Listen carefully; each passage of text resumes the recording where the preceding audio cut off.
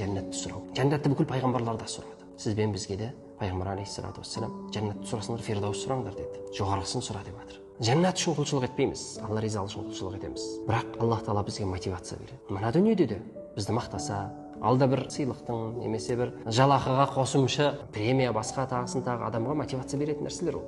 Аллах Тағала да ақыретте сіз бен біздің дәрежеміз жоғары болу үшін жәннатпен сүйіншілейді. Оның ішінде дәрежелерді айтады. Мысалы, Құран жаттаған кісіге оқы. Дүниеде қалай оқысаң, солай оқып көтеріл. Ең соңғы тоқтаған аятың сол сенің соңғы дәрежең болады дейді. Тозақтан сыйыну.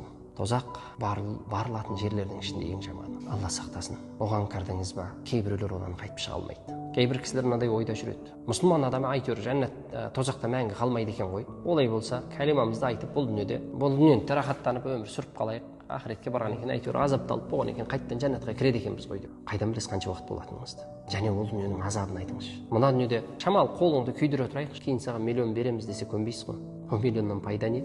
Қолымды қайтып өңдей алмаймын ғой дейсіз. Мына дүниенің азабының өзіне шыдай алмаймыз. Ақыреттікші. Егер тозақтан бір от шығып мына дүниеге түсетін болса, қиямет күніне дейін көк шықпайды дейді жер бетінен.